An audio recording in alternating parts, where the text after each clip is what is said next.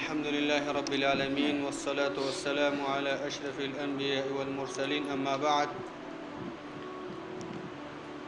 وعن أبي هريرة رضي الله عنه قال: بينما رجل يصلى مسبل يزاره قال له رسول الله صلى الله عليه وسلم: اذهب فتوضأ. فذهب فتوضأ ثم جاء فقال: اذهب فتوضأ أو كما قال. كتاب رياض الصالحين یوصلو نسم نمبر باب شروع. باب مبارد دی کی چې د کمیسو د لستوړو او د لنګ د دې د ګډوالي اندازه چې دا به څومره اندازه کې وي. په دې باب کې اتم نمبر حدیث ته ابي هريره رضی الله عنه روایت دا وی: بينما رجل يصلى مسبل ازاره. یو سړی مونږ کو چې خپل لنګ هغه د ګټکونه کته کړو. نن داسې حال کې منځ باندې ولاړو چې د خپل لنګ لاندې یې د ګټکونه کته کړو. قال له رسول الله صلى الله عليه وسلم. نو رسول الله صلى الله عليه وسلم دغه سړی ته ویلا: اذهب فتوضأ، یعنی سلام وګرځه ولاړ شو او داس وکړه. دې خبره د خطه وجوب کار ده. الله پیغمبر ته ویلا: اذهب فتوضأ، لاړ شو او داس وکړه. فذهب فتوضأ، دا صحابي دا سړی سلامي وګرځو او لاړو او داسې تازه وکړو. ثم جاء بیراغه فقال نبی صلی الله علیه وسلم تبویل: اذهب فتوضأ، لاړ شو او داس وکړه. فقال له رجل، یو سړی رسول الله صلی الله علیه وسلم ته ویل: یا رسول الله، د الله پیغمبره، ما لك امرته ان يتوضأ ثم سكت عنه. سری تاره د الله پیغمبره چې تا دې سړی ته حکم وکړو چې او داس وکړي او بیا د غیره ته چپ شوي. قال رسول الله صلی الله علیه وسلم ته ویل: دې سړی ته ما ځکه حکم وکړو یو دوزل دریزل چې لاړ شو او داس وکړه.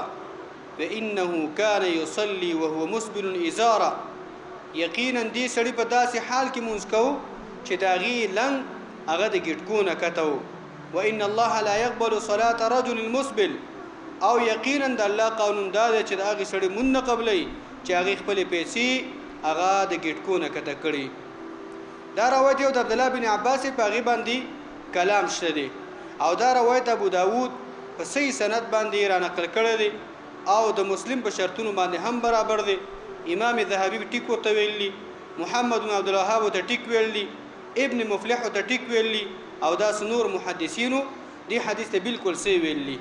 په دې کې بل طریقه باندې روایت راغلی هغه کمزور ځینې راوین بهشته کمزوري دي، خو په دې طریقه چې کوم روایت راغلی دا بالکل ټیک دی. یعنی محترمین تاسو سوچ وکړئ خبره ته چې یو حالت یو عمل داسې دی چې د الله پیغمبر صلی الله علیه وسلم دا او داسې حکم پکې چې او دسته ما چو په دې باندې سوچو چې دا به الله به څومره خبکیږي په دې باندې او پیغمبر به څومره خبکیږي په دې باندې. دا غي شرنه به الله څومره ناراضي چې دا غي پیسې شپه ورځ کته وغه باغې کې ګرځي. د پیسو کته کېدل نن سبا ورچاته ګناه ورته نخکاری. کته وته وی کنه زمونږ یو استادو ما ته استاد ګور د پیسې هغه ته خو نه شو چې پیسې د کته همیشه حال د عالمو مال د پیسې چې چا کته نو دې څه حکم دی؟ هغه ول تکبر د وجه نه چې کته نشي، تکبر د وجه نه چې کته نشي د ګناه به کنيشته دي. تاسو سوچ وکئ چې دا سړی په دې منځ باندې ولاړو دې به تکبر پړ کېو چې سړی منځ کې مودريږي به صحابي د الله د پیغمبر د مدرسې شاګرد دي هغه به تکبر نه پیسې کته کوي. یعنی د عمل باندې الله خپکیږي، د عمل په خپل درته متکبرین علامه ده دا به سړی کته نه کی. په دې کې دا فرق باندې کې دا تکبر د وجه نه دی او دا تکبر د وجه نه دی. خپل د فکر نه دی پیسې د کده دي بل د فکر کو نه پیسې سم دستي وجه کا باندې او تمو ګورا دلایو تمو ګورا حرام او ناروام کې سړی واقع شي او به دغه د پر جواز صورتونه ګوري نه چرته داسې په کار نه ده. اندې روایت کې اوس به دا داس ماتي کنه ماتيږي. یعنی دا روایت نو علما مختلف جوابونه کوي.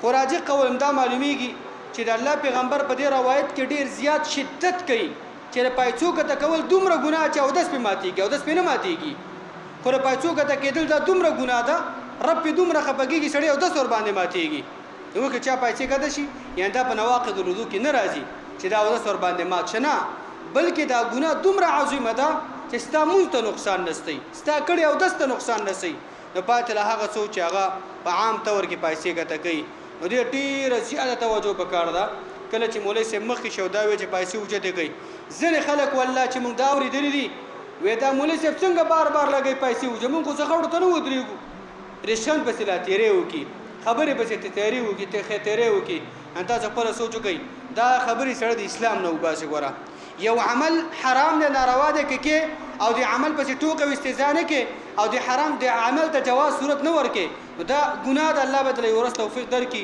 چې الله به ته معاف کی الله به توفیق دې دې کې ته تمنه شي خو چې رشخن پسې کې هغه پسې ټوکه کې هغه پسې مسخره کې والله چې ګوره اسلام نه په عمل باندې وځي د حجونو او د هجرتونو او د جهادونو ته به الله ونګوري چې د الله د پیغمبر سنت په تر پاسه کې ټوکې پسې کې او مسخره پسې کې دا خبره ډیره زیاته مهمه ده خپل اولادونو باندې کنټرول لاولې خپل بچو باندې کنټرول لاولې دا دین مسلې وړي مګر چې دا وړي خبرې دي پایسې کته شکته شنو چې الله پیغمبر او صحابي ته حکم کوي چې بلاد شو او دسو کړه او دسه هغه ور باندې ماته چې لاړ شو او دسو کو راشه به مونږه یعنی دا ګناه به څومره لوی ګناه الله دې موږ تاسو راضي شي الله دې موږ تاسو هر قسم ګناهونه منه